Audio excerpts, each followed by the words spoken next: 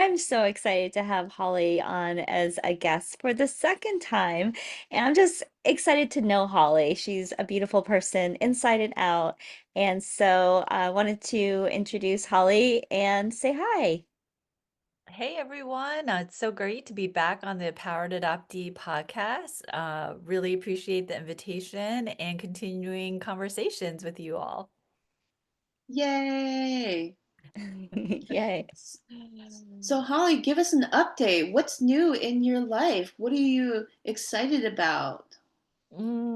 There's lots of things that are going on. I'm making a transition out of my current university, which is really exciting and liberating.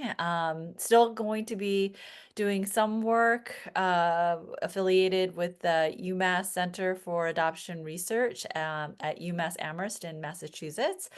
Um, and just really being open to what the universe is unfolding, quite frankly, Lori and Claire. I am, in my midlife, thinking about more and more, I think, a legacy and what I want my life's contribution to be. And, as I shared earlier, I have had some challenging times that has helped me to really recenter uh, back, I think, my own power, my own healing, and really understanding what it is to give from a place of wholeness versus a place of lack. And I think sometimes um, we try to seek to help others in the places where we're feeling we could have benefited from, but we haven't actually done our own healing in those areas.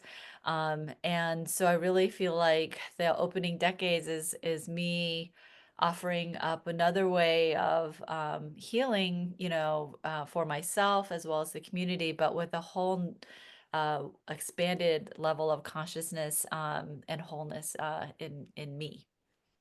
Mm. Mm, that is beautiful. Ah, powerful. And so I just want to maybe bring out one word that you mentioned. Maybe one of your intentions for the upcoming year or, your upcoming future life. You mentioned community. And so I would love to ask you, Holly, what does community mean to you in the context of healing? Mm. Yeah, I think community is something that I didn't know that I needed until I kind of got an idea, and I think for a lot of adoptees, we feel alone and different. Mhm. Um, and it's not a comfortable feeling. So often we have pushed those aside by them being more pleasing or, other ways to connect to people, but still not, maybe not authentically connecting. So when I started to seek out other adoptees, which I loved it because when I was doing the Mapping the Life Course of Adoption project and talking to different leaders of adoptee-led groups and spaces, one leader said, adoption is not something that you intuitively think, hey, I want to meet other people who've had that experience, which I think is part of the challenge when you say, hey, here's a group for adoptees.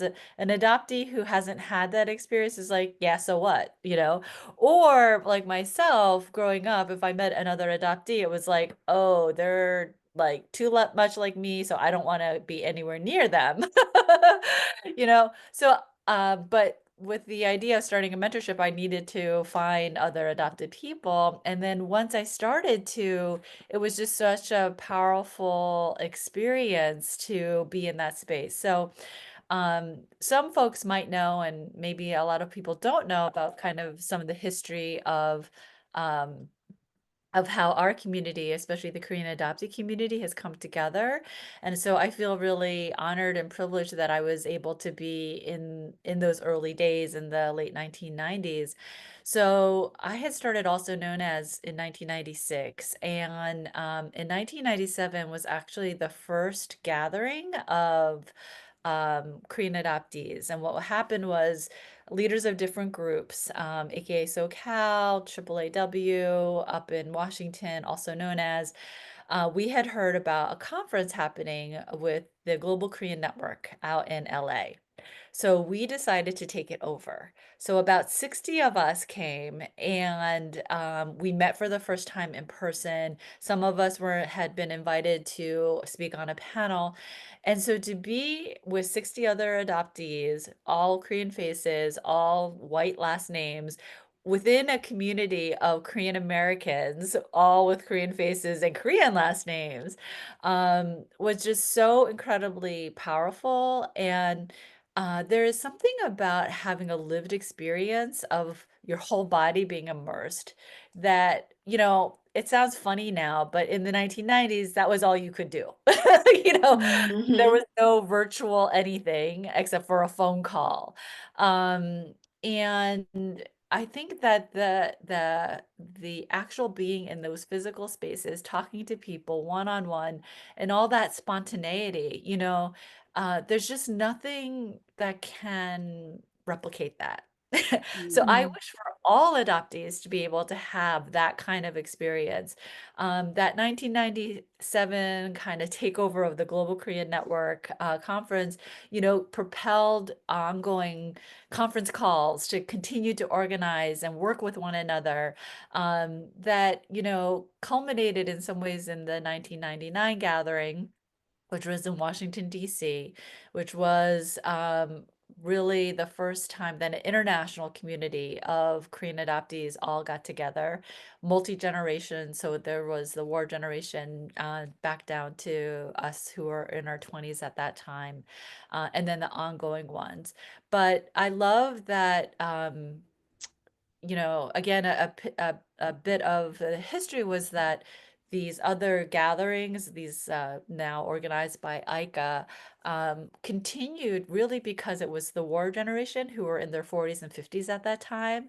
And I remember some of them saying to me, "We are so jealous of you because you have the rest of your life now to be in connection and community." Mm-hmm. And so it was really that war generation kept meeting up. And then, they were like, let's go to this city and meet up. And then they would connect with like an adoptee group that maybe happened to be in that city. And so those were the mini gatherings that kind of continued to snowball the energy to continue to gather and then have bigger gatherings. Um, and then the Korean Adoptee Adoptive Parent Network, KAN, they also got started around 1996 and began to hold annual conferences. And initially, it was really adoptive parent led, and then it really shifted to become more centered on the adoptee. And now the current adoptee leadership, President Katie Bozak and stuff like that. Is really run by adopted people now. And so there's so many opportunities, I think, that a lot of people don't even know. And Khan is having their annual conference in June, when is it? 20th to the 22nd in Atlanta, Georgia. So um, that's what I think about community. Community is a place where you can belong that you don't even realize it was something that your heart was longing for because maybe you never thought that you would find a space like that. Mm. Wow. Thank you, Holly, for sharing all that and for having that initial feeling of inspiration of your in your own heart, in your own healing process and journey of wanting to have community in a space where you felt you could belong and creating and um, also known as but connecting with the groups that were available. And it's amazing to hear how these groups have evolved to become these organizations and conferences where Korean adoptees can be able to gather, to learn, to connect, to potentially heal together. And that's so cool that you've been a pioneer in this story. Thank Yeah, you. it's a privilege, really. Hmm.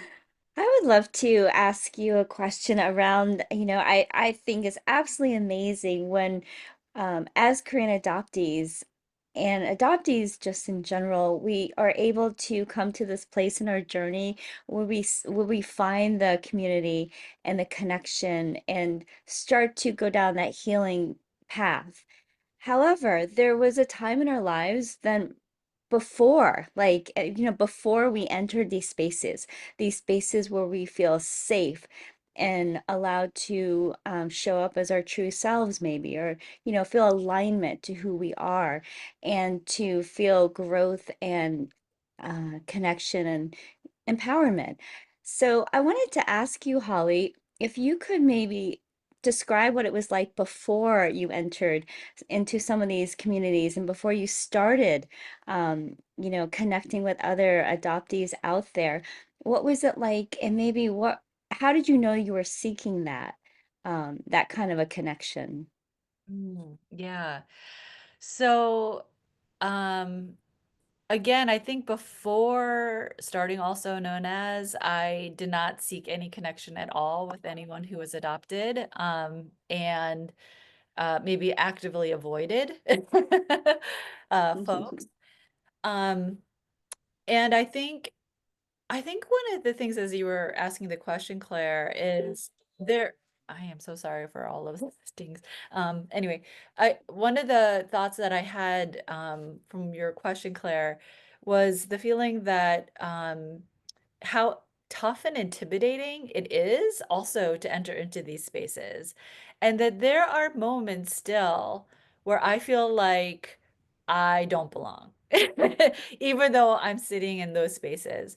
And so, how I began, I think, in reflecting back with Also Known As, was really I had a group of like three or four or five really close Korean adopted women that we bonded. And they became my initial community. And I remember having this initial thought of that, like, I'm going to become friends with every adoptee that I know back in the early days of Also Known As. And then I met more and more and more, and I began to realize no, they might be part of my community, but they're not going to be my friends. They're going to be different kind of relationships with different kinds of people because our community is really diverse and really has such a wide range. Now, as I've been aging in the community, I have left leadership roles because I realized that I had worked through some of my experiences that only someone who is just going through that experience can really join with another person. So, um, I got to a point where I'd gone to Korea so many times that I didn't have the same like oh my God, I just went there energy to share with Mhm. somebody else who just had that experience. And so knowing that like then somebody else who just had that experience has to share that with somebody else who just had that experience. I can share like having been back and lived there, experience now. Like that's the energy. And I think it's okay to honor like your own movement through the community and then allowing other people to step in to share like that excitement. Like, and what I found was that like I didn't want to be like the downer, like, oh, I already did that. Yeah, I did that,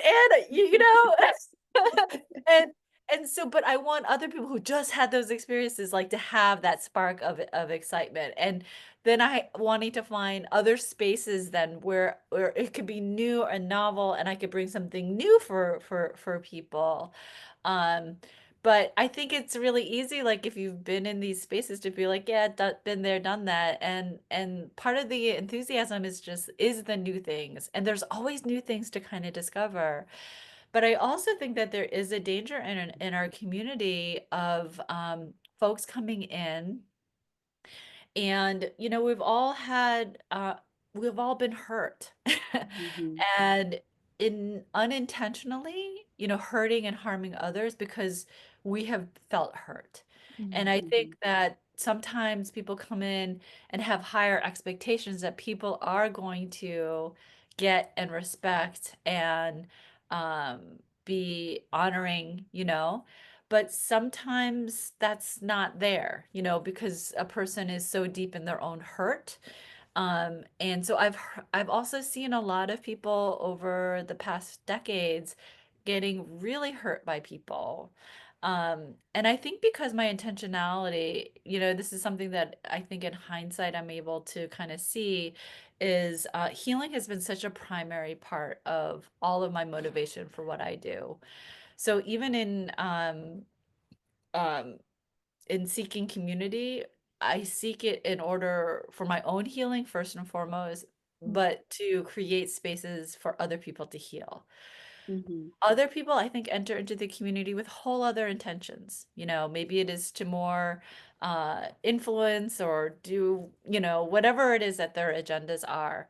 But when I sense that an action that I'm doing is not going to be healing and helpful, Mhm. then I kind of question, like I hold that back because I'm really looking for us to heal from our experiences, heal with Mhm. our experiences. And so that's kind of always the intentionality I realize that I bring into community. Mhm. That's so important. And I'm so glad that you brought that up. And having that intentionality behind our choices, our actions, and how we show up into community spaces is so valuable. And I think that's one of the reasons that us three, we align so easily, is because we all have that core foundational intention, is that it must serve the whole for healing. So thank you, Holly. And you had mentioned about some of the people who come into the space and they get hurt. What are some of the reasons why you think they maybe had an experience where they experienced hurt? Mhm. Well, I think sometimes there are really charismatic people in our community that draw people in, towards some activity. And then, there's egos. Mm, Mm. I And see. Yeah. I think then what was originally intended doesn't get honored, and then people get Hmm. hurt in that process. Hmm. And then that hurts even more because we think, oh my gosh, well, this is a fellow adoptee, and Hmm. and so then it intensifies that much more. Right. And I'm sure there are things that even I've done that unintentionally, have hurt people. But what I love to kind of make a distinction on is intention versus impact. So I usually accept that most people intend good things, Hmm. um, but we also have to take responsibility that despite our intentions, sometimes the things that we do impact people in ways that we did not intend. And this is a practice or a distinction really that I've been working with more intensely the last 7 or 8 years for myself, even. Because usually we say, oh, I didn't intend to do that as a way of defending or avoiding the impact that our action might have actually had on another person. So to Hmm. me, it's not even important anymore about my intention. It's more important about the impact. And if Hmm. somebody tells me that something that I said or did impacted them in some way, it's my responsibility to attend to that, Hmm. not attend to, oh, well, I didn't intend to have it be that way. Well, it doesn't matter. It Right. hit that way, you know? Hmm. So and for me, it's really, my intention to live out my own values of not being and replicating oppressive behaviors. And when we don't attend to the impact that our behavior action has on another, then we are just creating excuses to justify like that someone is hurt. And that Yeah. is never going to be healing. So Hmm. only when we can take responsibility that like, wow, okay, let me sit and hear, because that can be really uncomfortable, right? Nobody Oh, wants yeah. to hear how like they've done that. Mm. But to me, it is that responsibility and to move through our discomfort so that we can sit and listen to how something we did impacted somebody, that we open up healing for for all of us, you know. Absolutely. That it's an opportunity. Yeah, it is an opportunity. So, you know, and again, I'm not going to tell how anybody else how to behave, but these are just principles that are more and more very much a core of who I am and how I want to show up in the world. And I feel like we don't have a lot of role models for that way of being.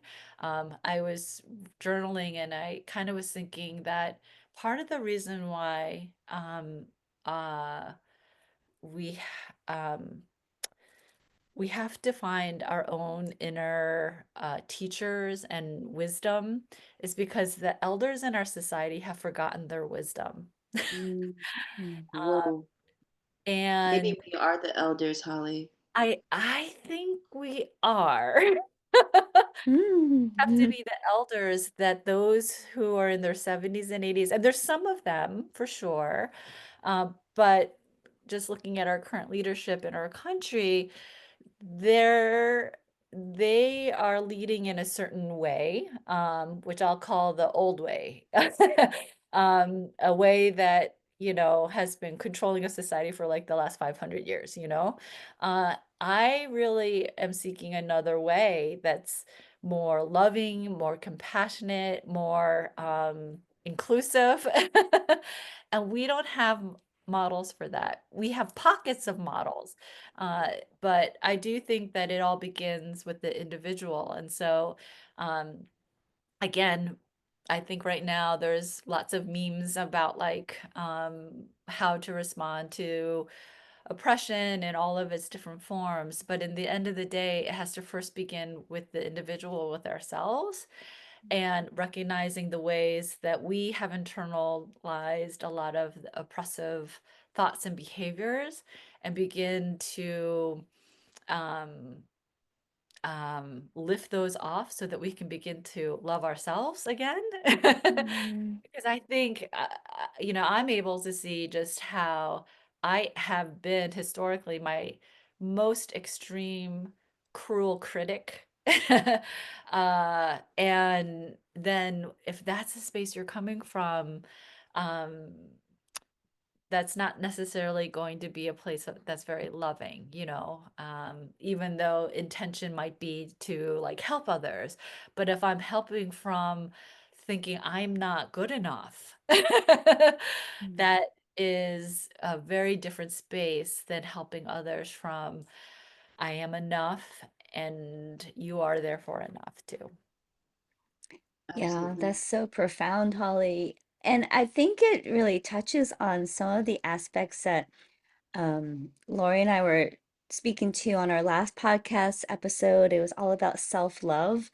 And so, just like some of those things that you talked about, Holly, were bringing up maybe in places where we feel triggered, bringing up some of these core wounds, and some of the narratives that we have told ourselves, or maybe the set of rules that we have learned and really stored all of these memories and feelings and emotions in our subconscious awareness, and it's really just so deep down there in the subconscious, and it kind of comes out in these ways that are maladaptive, and like the thoughts, I am not worthy, or I am not loved, or I will be abandoned. Some of these core wounds that I know myself and a lot of other adoptees tend to carry with us, and then we project them out into the world onto other people as well.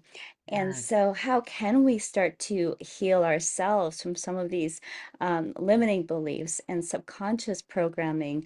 Because I do believe that in order to help others and heal others and heal the world, we have to start with ourselves and take that responsibility, like you've talked about. And so, and you're nodding in agreement, so I'm guessing that you both agree. So, I'm going to ask you, what are some ways that you can envision that we can start healing in communities. And I know that you've done a lot of work already, like decades and decades of work, Holly. But like going forward, what are some places where you're going to focus your energy and intention on this healing our community? Like, can you speak to some of those ideas and maybe projects that you have coming up? Sure. So one of the things that I love about Empowered Adoptee podcasts and retreats is that word empowerment. So when I started, also known as, it had three mission statements. One was to empower adoptees and their lived experiences, build bridges. Um, at that time, we were thinking a lot of bridges to our country of origins, but I'm realizing also that it's bridges back to ourselves. And then the third one was transforming conversations about race. And to me, that one was really important because I realized no matter what inner work I did, as long as racism continues to exist, people will see me in a certain way. So to truly be free, we have to dismantle all of the socialization we've all experienced that others people in very stereotypical ways. Only then can we be truly liberated and then truly be able to show up just as me, not an Asian woman, not a cisgendered female, I could just be me. But so long as we continue to hold all of those socially constructed notions of what makes us different, we're not free. So, but the empowerment of the self is the first and important one. And to me, you can empower in two different ways. And I think this is how power operates. It can operate either as power over or power with. So you can feel empowered by powering over yourself, you Mhm. know, and maybe that's more your ego energy. Or you can get empowered by being powering with who you are and all of it. And that means the stuff that we don't want to acknowledge, the shadow stuff, as well as Mm. all the stuff that we love, that we know how we have talents of. But until we attend to the shadow stuff, all that stuff that we're great at is never going to be enough. So I feel true power is that power with, and then like kind of exactly what you were saying, Claire, like that inner work. Um, so how do we go about doing that? And what are like projects? So, um, one thing that has really been coming forward for me is the kimchi healing and using kimchi making and the process of like the full cabbage kimchi um, as a meditation and practice to re-know ourselves. And what I'm calling it is re-indigenizing, that we all have inner wisdom, we all have inner teachers, we all have an inner healer, um, but we don't know how always to access them. And one of the biggest barriers, I think, to accessing all of that wisdom inside of us is feeling like we're an imposter. Mm. So we become foreigners to ourselves. We think that I don't have permission to know this about who I am, right? Mhm. And for adoptees, especially when it comes to our birth culture, we have a lot of great excuses to say to keep ourselves a foreigner to aspects of who we are based on where we were born. So the intention of the kimchi healing is really to bust all of that and to bust it in community. And uh, Lori and Claire, we had such a great empowered adoptee and kimchi healing last autumn that I was so jazzed about. And to be able to do the kimchi healing over a weekend with all of the healing modalities that you all bring in, I think was transformative for me. For And me all too. Same. yeah, and again, I think we've been experimenting because I think these intentional healing spaces and retreats is brand new to the community. Um, I think we've had gatherings and like the first 1999 gathering, I think was really powerful because I think the intentionality of that one was really about centering adoptees as the experts. So the setup of it was there were a couple of keynote speakers, but they were adoptees. But really the conference or that gathering was adoptees broken up into their age cohorts sitting in a large circle talking to each other. No one was facilitating, no one was the voice. Um, and now I think like or even the ICA gatherings, they've become a little bit more like, here's a workshop, here's a session, and kind of have become maybe what we're more accustomed to in terms of like a conference or an experience, and you can get information. But like that first 1999 gathering had this real intentionality of saying, no, no, no, we are the experts and we don't need anybody to tell us anything. Mm. What I love about the Empowered Adoptee Retreats is that it's centering healing and a wider range of modalities for that healing. I might have shared this before, being trained as a therapist, which is, traditional therapy is very much grounded in Western medicine, medical models. So we're often seeking reduction of symptoms, but we're not necessarily working on integrating. And I think there is a tradition, psychoanalysis and stuff, that was more about integrating the full person Mm. into a self. Um, but a lot of that, being a social work educator is not taught anymore. So people have to kind of figure out their modalities, and often therapists are trained in evidence-based therapies, but they also tend to be more symptomatic reduction modalities like cognitive behavioral therapy, just to reduce depression. But I think a lot of our work is about understanding just who we are and Mm-hmm. integrating all those parts of ourselves.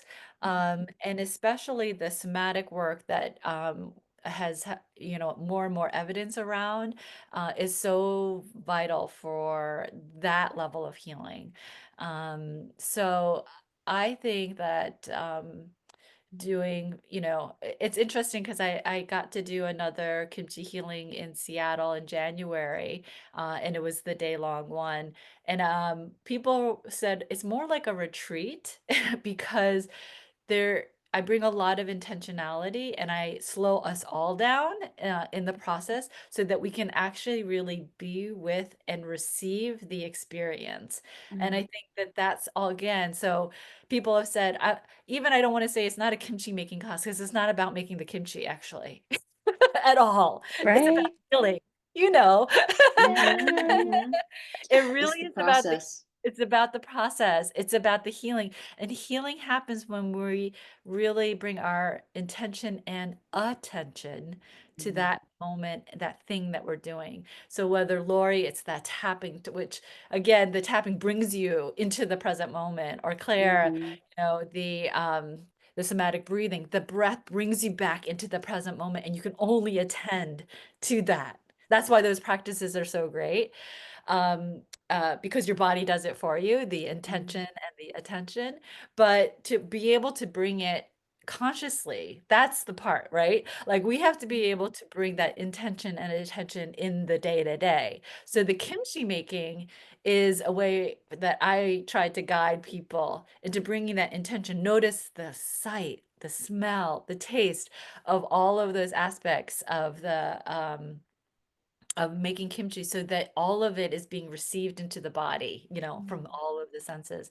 And then you Mm-hmm. begin to make a whole new memory, a body memory that will live with you and hopefully give you confidence and encouragement that, oh, this is mine to make. Mm-hmm. Mm.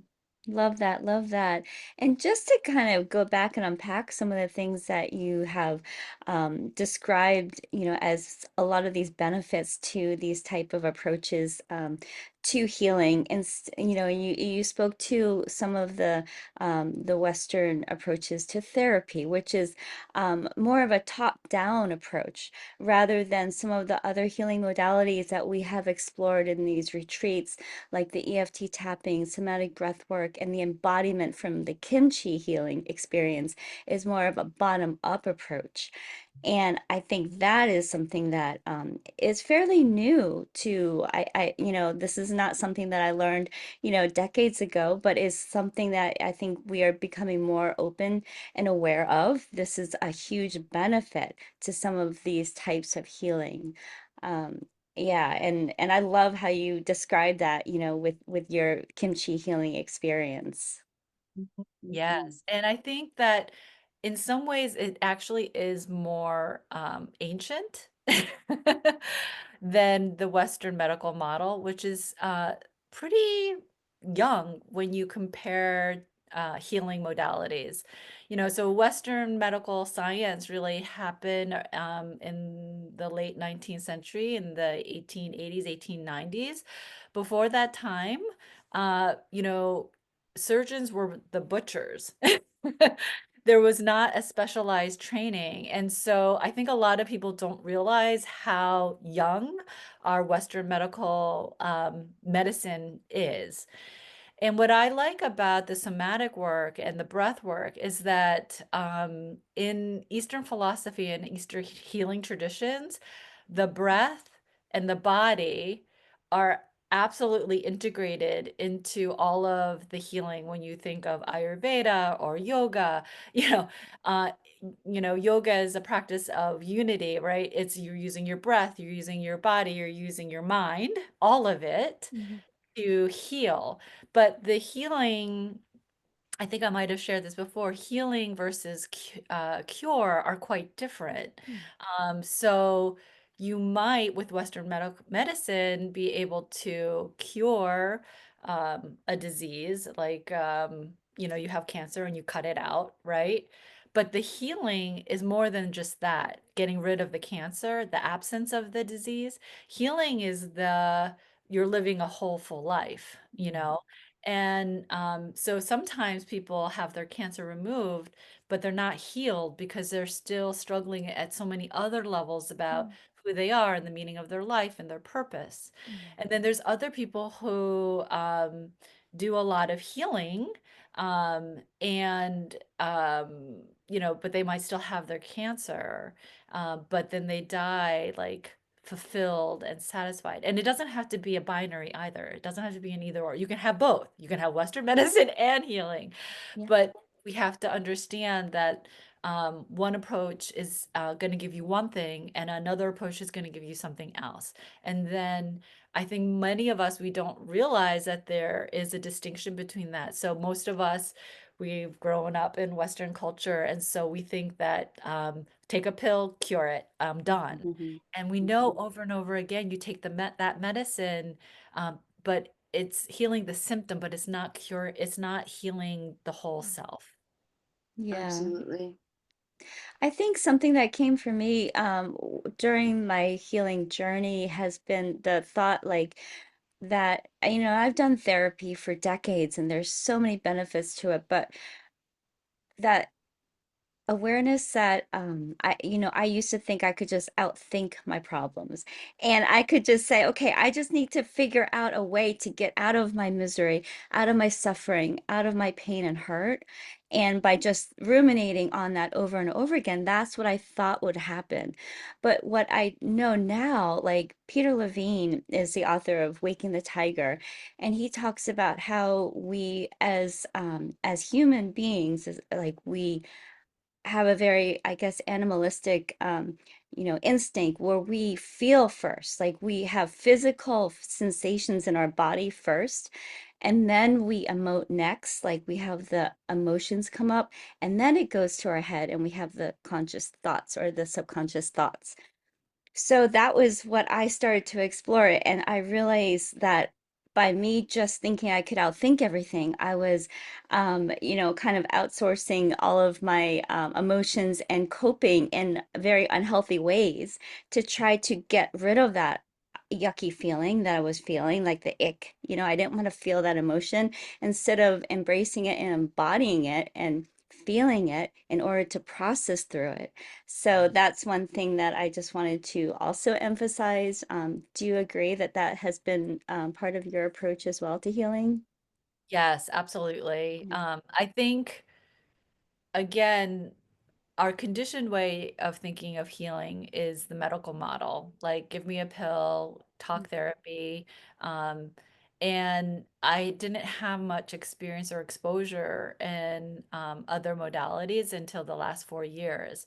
And as I've kind of doubled down on that, and really just allowing myself to be my own scientist and experiment and observer, and so seeing the personal effects on me, and similar to you, Claire, like when I had my first EMDR section session, I released and sobbed, you yeah. know, in a way that I was like, oh wow, well that was in there, you know, or doing some shamanic practices and journeys and tapping Mm, into a core emotion that mm, again released something that I was like, wow, was so not in my conscious. mm, Um, really, you know, had me double down and reread a lot of Jungian psychoanalysis because he was tapping into those same kind of truths too, and realizing the limitations and the opportunities um, of our mind is great,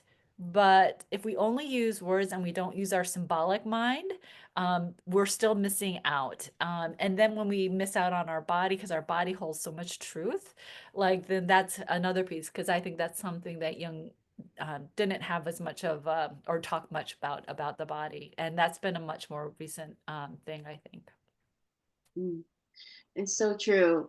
We must get in our bodies and embody mm. the feelings, the discomforts to really be able to free ourselves. And I'd love to ask you a question, Holly. What is one way that you really enjoy being able to move the energy through you in a way that you like to become embodied? I love yoga. So I've had a yoga practice since I was in my 20s. But again, with COVID pandemic, I developed a personal one so I can do yoga anywhere because I have my own kind of routine of asanas that I like to do. Breathing is actually a really big thing. So I have gotten into a practice of 4-4-4 breathing. And it's become so automatic now that, like, when I lie down to sleep, I will find myself breathing in for 4, holding for 4, exhaling for 4, emptying for 4. And when I do that, I immediately shift into my parasympathetic. And I love that I've been practicing it so much that my body now just starts to automatically breathe that way, like when Mm, I lie down to go to sleep. And I think that that's really the benefit of practice is that just like an instrument, your body begins to have the memory of it. So if you practice it enough, your body will just start to do it for you. mm-hmm, When you just put a little bit of attention, like, hey, could I breathe right now? And the attention could be just let me take a pause. And then your body might say, hey, let's breathe. mm-hmm, mm-hmm, But you have to have something to practice, so again, I think I love breath work because you always have your breath no matter where you are. You can always take 30 seconds to breathe. I love, Lori, the tapping too, because that also can be as big or as small, of tapping, but you always have your body to tap on. mm-hmm, mm-hmm. Claire, the breathing. Again, you have your breath. I love the somatic breath because it does feel like fire breathing. So maybe you want to be more private there. But like you inhaling just softly, for holding, exhaling, nobody doesn't even have to know that you're breathing that. But you can do that for Mm, yourself. You can be standing in a line. So those are the things, like just pick one, do it for 20 days. People have asked me how I started my meditation practice, and I said really small. I mm, had I just made a commitment. I found a guided meditation that was 2 minutes long, And I said to myself, I'm going to listen to this before I get out of bed every morning. And so I put it in 2 minutes, I'd get up and go. And I just did that for about 21 days. And that was really was like, and then what happened was like the benefits of it, that then kept me going beyond that. But Mhm. really, these are incremental and you, if you've never done anything, Mhm. small, starts really small. I Totally. love Chunk it that. down. I love Bite-sized that. pieces. Yeah. Well, some of the things that you've described, Holly, with these practices that you do for yourself, you've mentioned it helps you get into your parasympathetic part of your nervous system, your rest and digest. And I know that when we are able to regulate ourselves, our nervous systems, and go from that fight or flight, maybe part of our nervous system, back down to the parasympathetic, we are then able to be much more present with ourselves, think more calmly. We are able to co-regulate with others around us, with our family and our friends, our coworkers, our communities.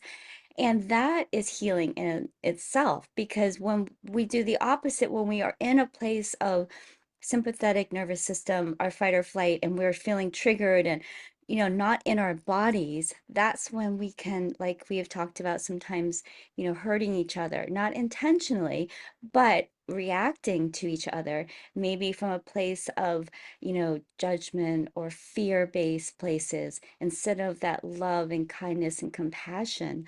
And I think that's one of the beautiful things that you've been able to work on for yourself, and I think that's one of the big reasons why people, especially in these communities, are really drawn to you and some of your spaces that you have opened up for others. I think it's really beautiful. Yeah. And I'm really thinking about how we can install a pause in our like general life, you know? So when I do the kimchi healing class, part of it is we have to wait for the salting.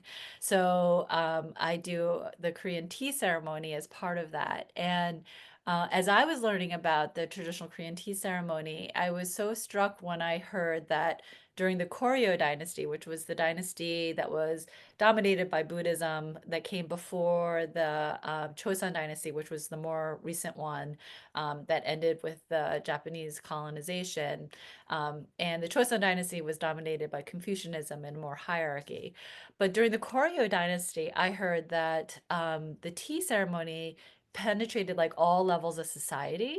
And so government officials, before they would make some major decision, they would sit and they would have tea. Mm, And to me, sitting to have tea is a pause, is that chance to breathe, like you said, Claire, get into the parasympathetic part of us so that we can make a decision that's not coming from our fear and anxiety and that kind of running part of our brain, because we literally do have two brains in our heads, but from the other side of our brain that can be more holistic and calm and see the bigger picture and make decisions from there. And I think about like anybody in a leadership role, like if you're a parent or you're just an adult, you know, if we made more and more decisions where we said, let me take a breath, let me and then decided to take the next action, like I think our whole societies could look so incredibly transformed.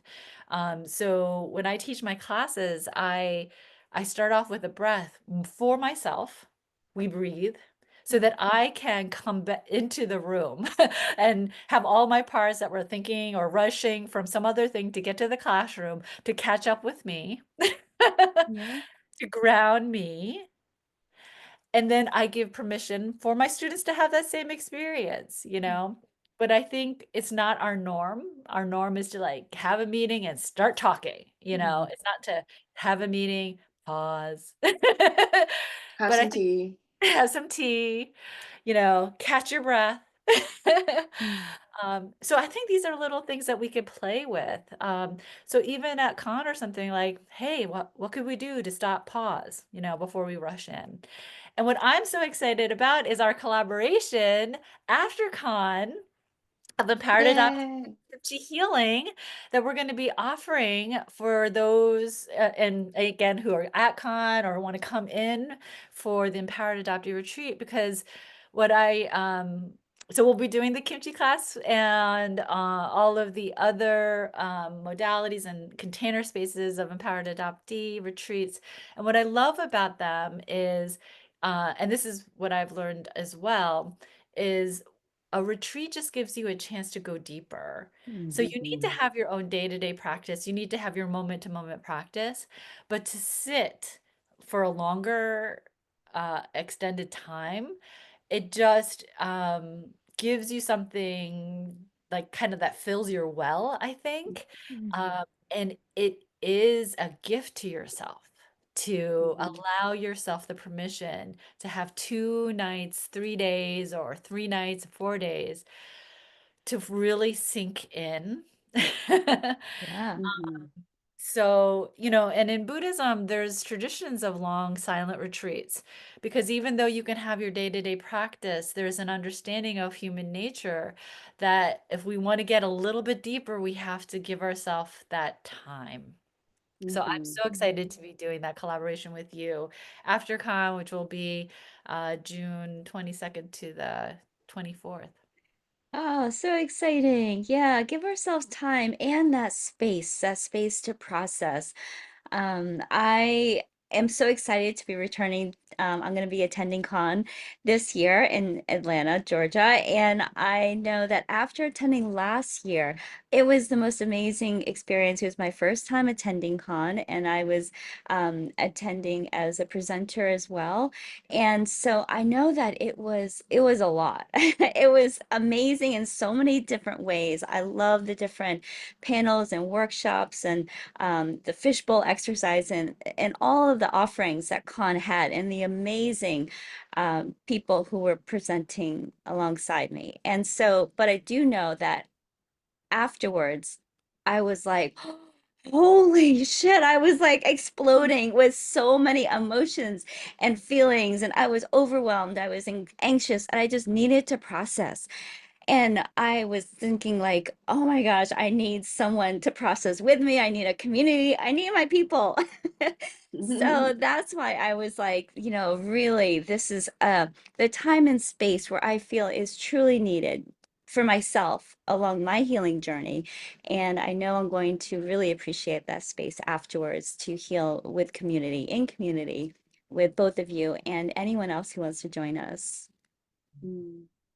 Thank you so much, Claire and Holly. Thank you, everyone out there that are listening. And we wholeheartedly invite you to come and join us at Con. And if you're not able to come to Con, come and join us at the Empowered Adoptee Retreat that is going to be taking place right after Con in Atlanta, Georgia, this June.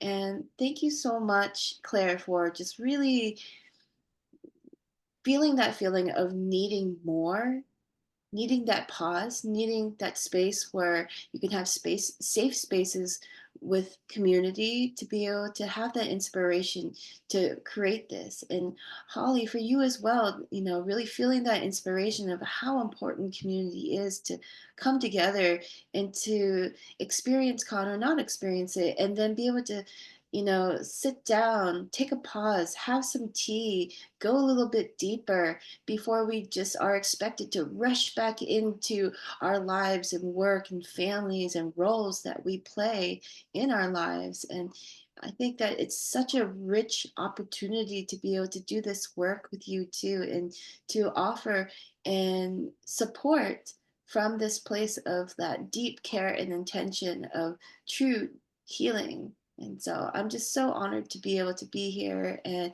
to be part of this work with you too. And I'm so looking forward to going to con this year. Same. Thank you so much for being with us, Holly. Can't wait to see you both. Yes, so looking forward to seeing you all and holding space for folks again in community. And I will be at con as well. So I'll hope to see some of you who are listening there as too. Yay. Thank you. Thank you both. Yay. All right. All I'm going to right. stop the And cut. recording.